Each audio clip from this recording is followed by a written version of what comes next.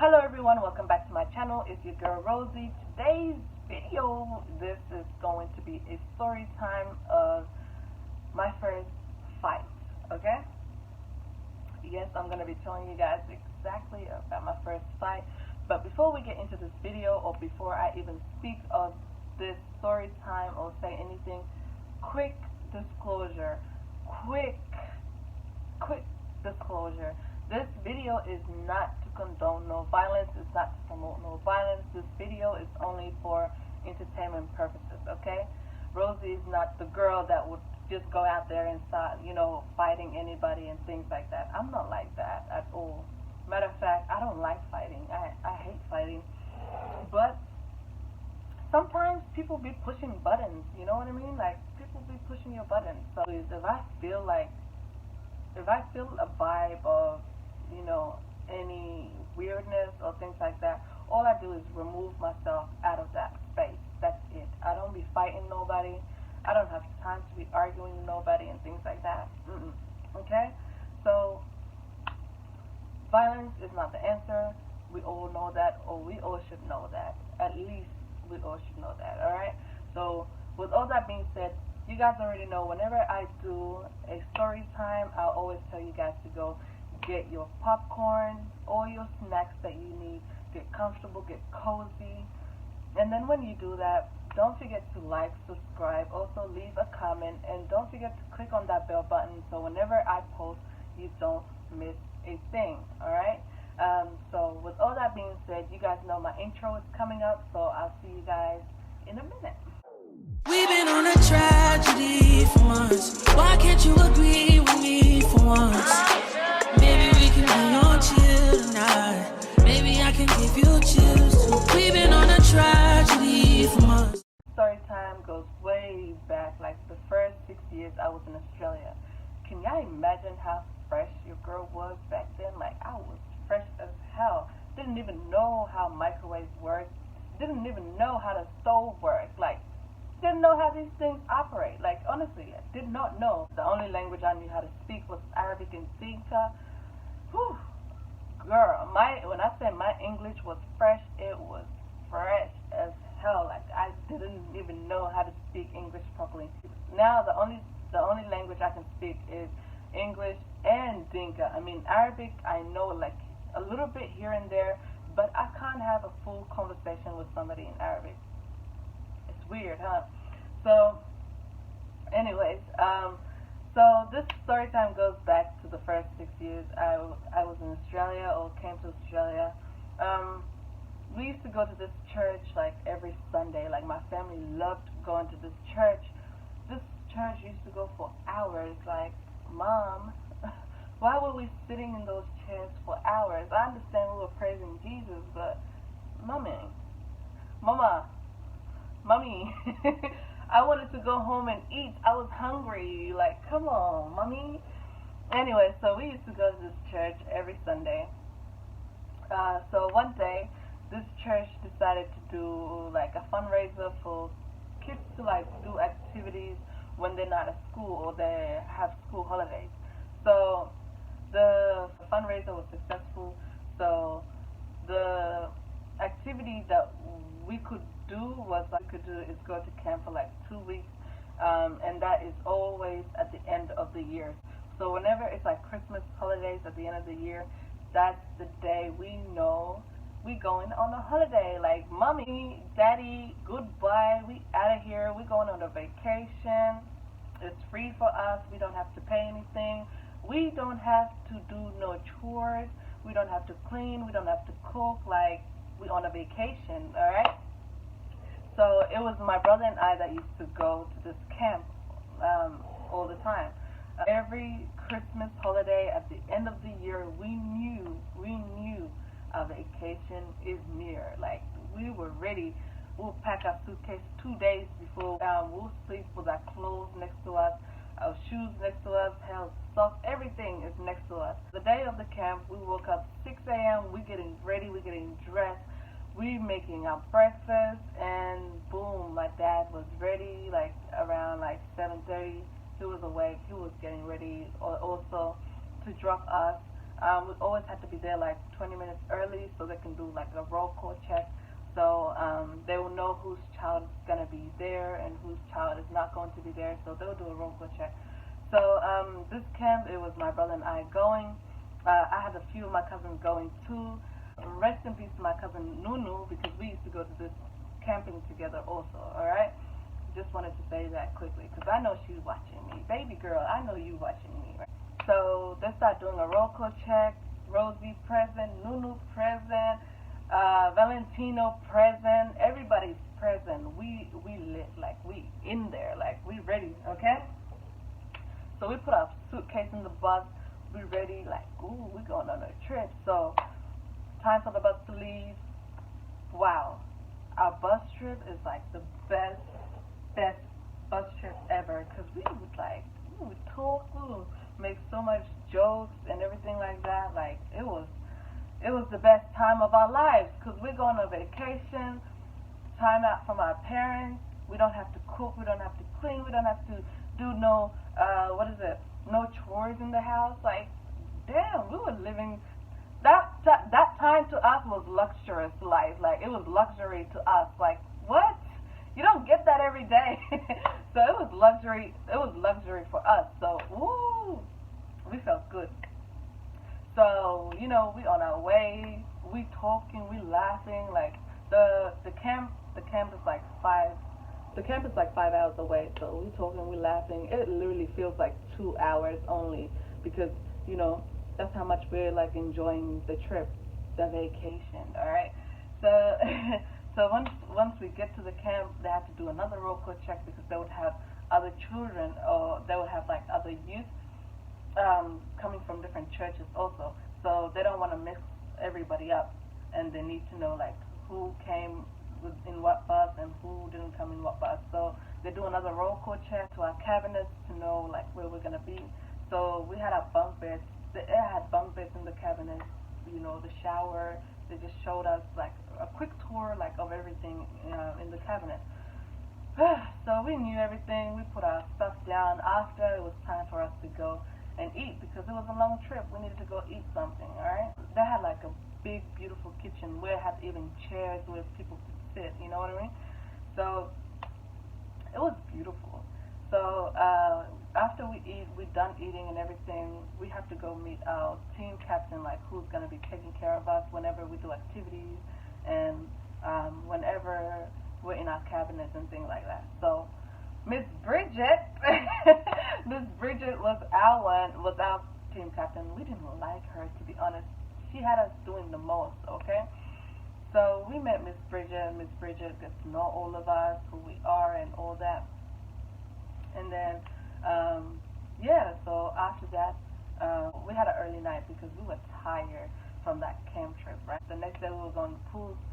When we went to the pools, they had us doing like, what is it called? They had us doing like competitions there. I didn't know how to swim at the time, to be honest, so I didn't bother with any activity or anything. I was swimming only in the side of the pool, like, you know, just enjoying myself. I'm like, y'all can swim, y'all can do whatever. Me, I'm going to be here in my space, just, you know, enjoying myself, okay? So everybody's swimming, everybody's having competition and all that. Yeah, after we come back, we have our dinner, and then the next day we had to do hiking. Like they would have like game nights too. Like it was beautiful. They would have game nights too and everything. So the next day, another group of church came, right? And this group of church, like they had like mean girls. Like not all of them were mean. Like not all of the girls and not all the boys were mean, but the girls that came there, they were a lot older than us, and they were mean. When I say they were mean, they looked down on anybody, like everybody, except for this one guy that they didn't look down on because he looked like Justin Bieber at the time. So they wanted him, like what? So yeah, we get to meet those other girls. Those girls were like, yeah, whatever. You know, those girls that talk like that and don't even consider your, I don't know, just your existence, basically. They don't consider you. Like, they were like, who are you Those are the type of girls I'm talking about. They were mean as hell. So nobody would mess with them because like everybody saw them. They were popular, like they were older, and like, oh my God, Guy's one of them and things like that. So one time, I'm gonna fast forward everything because I don't want to make this video too long for you guys. Fast forward. So one time, we'll sit around like the fire. So there's fire in the middle, and then we'll sit around like on the wood. So there's a big wood that goes around, and there's a fire in the middle, right? And then what we'll do is we'll put marshmallows on the sticks, and then we'll melt them with the fire. So my cousin wanted marshmallows, like she wanted more marshmallows, and in order to get marshmallows, you have to walk around and get the marshmallows. And asked one of the girls in that group, right? She was like, "Oh, who's gonna come with me to get marshmallows? Because it's a long walk around. Because it's a big it's a big wood and then like fire." I'm like, "Oh, okay, I'm coming, because I need marshmallows anyway." So when we got to the place where we needed marshmallows, the mean girls were there, and then they were like, "Oh," so they were like, "What do you girls want?" I'm like, everybody is allowed to get marshmallows, so we're here to get marshmallows. Okay, it's for everybody. So what they did was they just got like the packet of the marshmallows and they just threw it at me. I'm like, this bitch just did what? And then I ignored it. I didn't want to like cause no trouble or anything, so I ignored it. I was like, thank you anyway. So I took it. Me and my cousin walked back. And walking back to our cabinets, they were literally like around us, and I don't know why they were doing that. And at the same time, while they were around us, they would like pick up some small rocks and like throw it at us. So they threw a rock at my brother. One thing you're not gonna do is come for my brother. You're not gonna come for my brother. So they took a rock and then they threw it at my brother. When they threw it at my brother, it hit my brother, right? I got mad. That, I don't know, that triggered like everything in me. Like I had adrenaline flowing. I'm like, these bitches did not just do this, right? So I went in.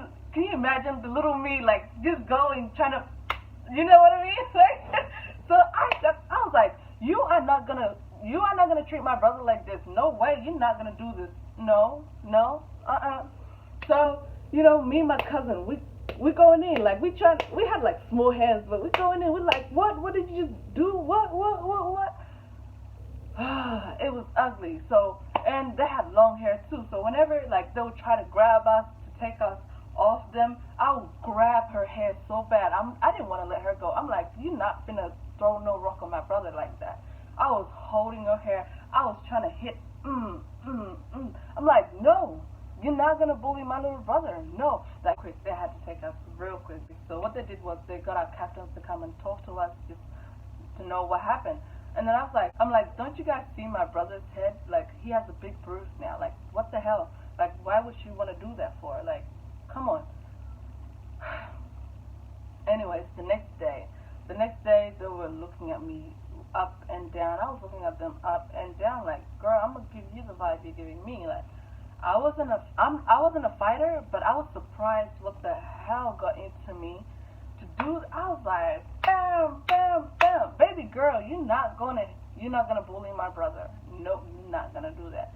Triggered me, had me fighting. I was like, no, you can't be out here bullying nobody. Like what? Like don't do that. So the next day, my cousin and I, we were just walking, minding our business and everything. The girl came to me. She was like, I didn't mean to hit your brother. I'm like, I didn't want to talk because, I was still kind of holding that grudge, and seeing my brother having that bruise hurt me. You know what I mean? Like, I was like, no, I'm not talking to you. I'm not talking to you at all. Okay? So, what she decided to do was like, she kept her distance and everything, but she didn't want to bully me or bully my brother anymore because she didn't expect me to like do that, okay? But like she didn't expect me to do that. Long story short, a few years ago we actually ran into each other, and then she approached me. She's like, hello. I was like, hey, like, but this time obviously we're a lot older. She has kids and everything now. So I was like, hey, nice to see you. And I was surprised she still remembered me.